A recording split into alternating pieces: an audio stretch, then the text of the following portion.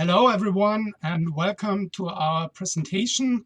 We want to talk about now about a joint international cross-national learning scenario we did in winter term 2019-2020.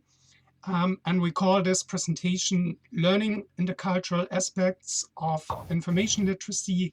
And it was an experiment involving German and Indian students. I am Joachim Griesbaum, the instructor from Germany. And my name is Tessy Thadathil. I teach at the Symbiosis College of Arts and Commerce in Maharashtra in India. Hello, everybody. I'm Sophie März, and I was the assistant instructor from Germany. Yeah, we structured our talk like with the help of the following aspects. First, we want to tell you about our idea. Then we will introduce our scenario with regard to the participants, the places, and then we will talk about our learning environment and learning tasks, learning scenario. We will continue with the outcome. And at the end of our presentation, we will talk about or ask for ideas or think about how to continue this kind of intercultural cooperation.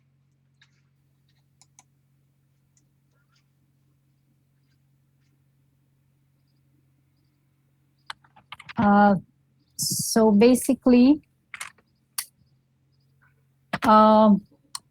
this experiment involved a very diverse set of groups. We had people from students and faculty from Germany who were doing this experiment along with their Indian counterparts. So what separated them was the very big distance, but what brought them or brought us together was the technology and the communication. And at the end of it, we had some good results to give us hope for the future. Yes, and we were not only concerned with intercultural learning, but our topic was of special interest and is very important.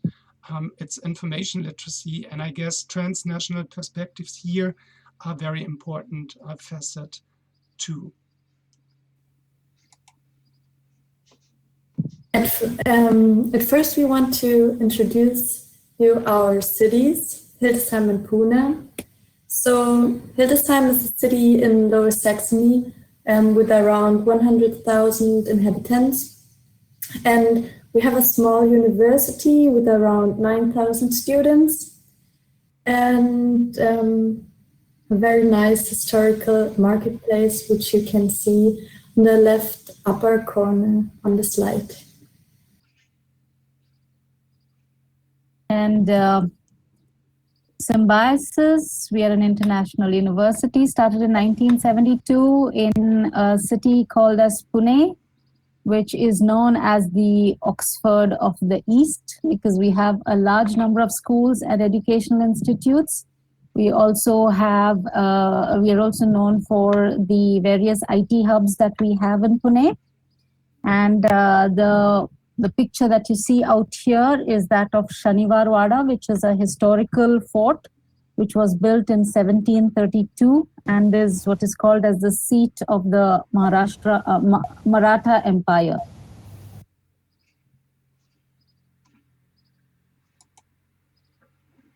Yeah, now to the participants, you already know us, the three instructors. See the pictures here. And overall, 21 participants, student participants were involved in the scenario, 7 from Hildesheim and 14 from Pune. And in their interaction, they used a wide variety of computer mediation tools or corresponding devices. We come to that in a moment. This was the learning scenario. structure and course of events of the course. As said, it happened or took place in the winter term 2019 to 2020, and we started with building up a foundation of information literacy. Students should acquire level on the topic at hand, or knowledge on the topic at hand, so they should be kind of expert. This was in the second phase.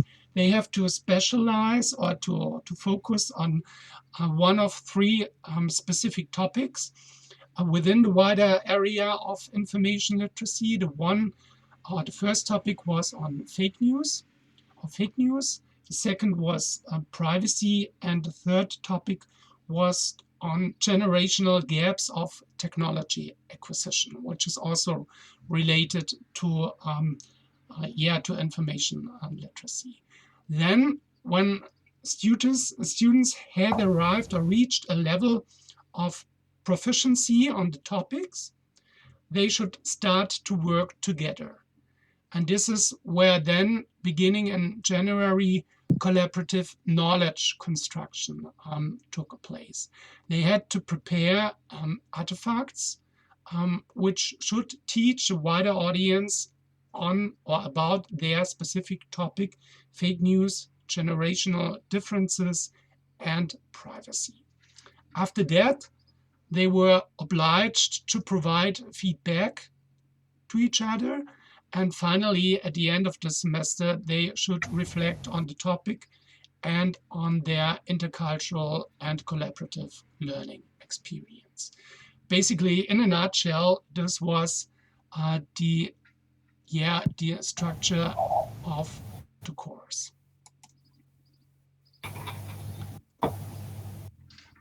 So that structure which Professor Joachim was just referring to, that entire structure was on the e-Moodle, which you see in front of you. It was the scaffolding and the support which was given to the students. It was the place where they first connected, where they introduced themselves to each other online, and then they were guided phase by phase. The instructions were given, and their research was supported through this particular e-module. Yes, Moodle was, as often in higher education, the learn management system we could rely on.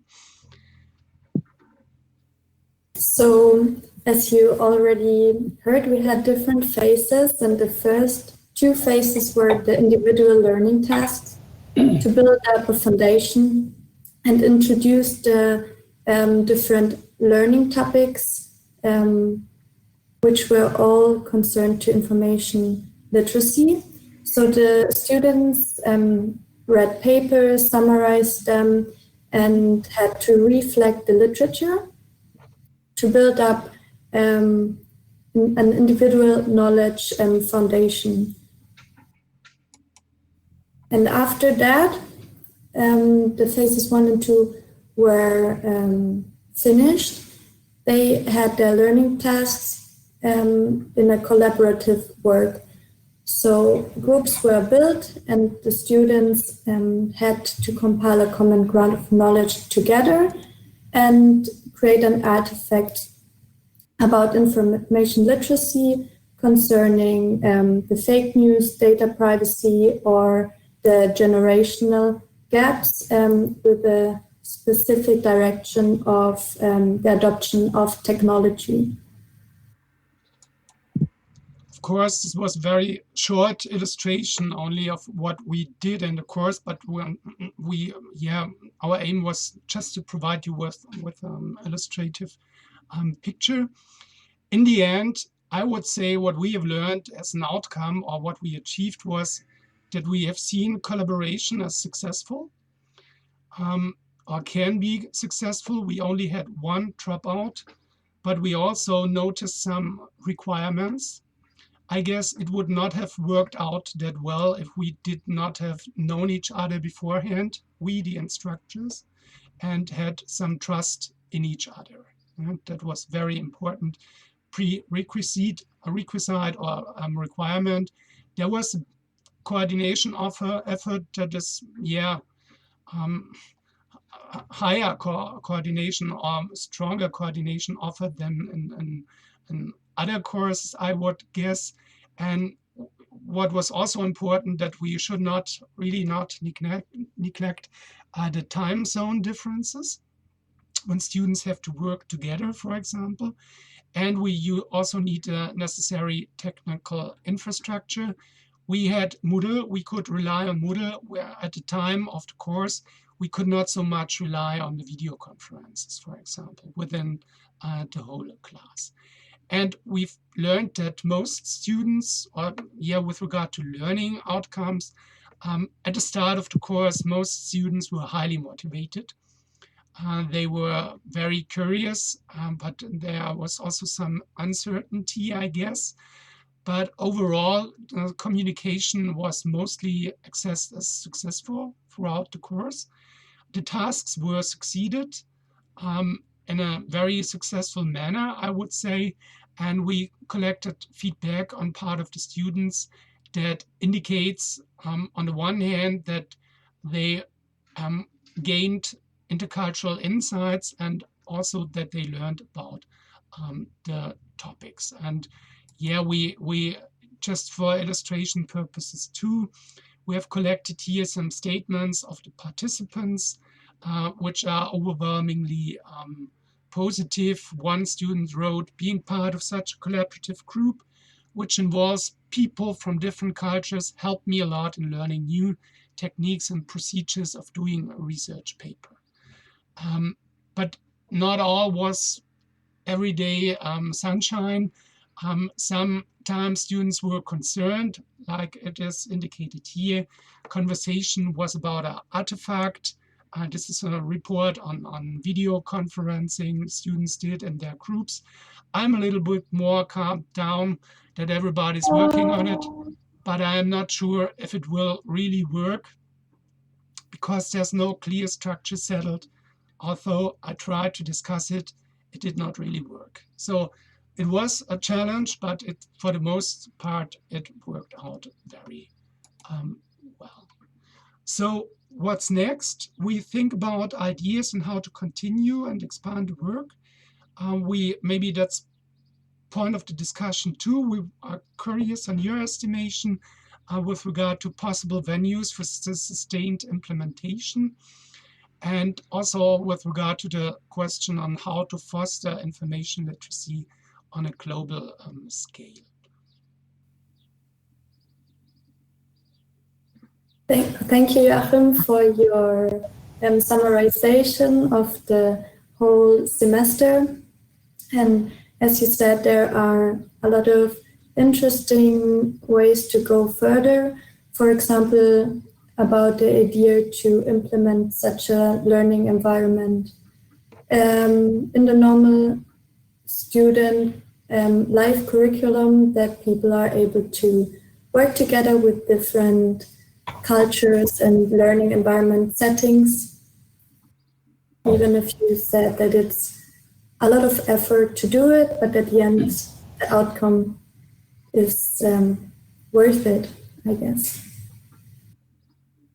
And going by the times, maybe travel is a little restricted, but going ahead with these experiments, learning to communicate online and having set up systems for that will help us to share problems and try and find solutions. So I think the experiments will give us a lot of leads about how to continue this in future. Yeah, thank you for listening and welcome to the workshop.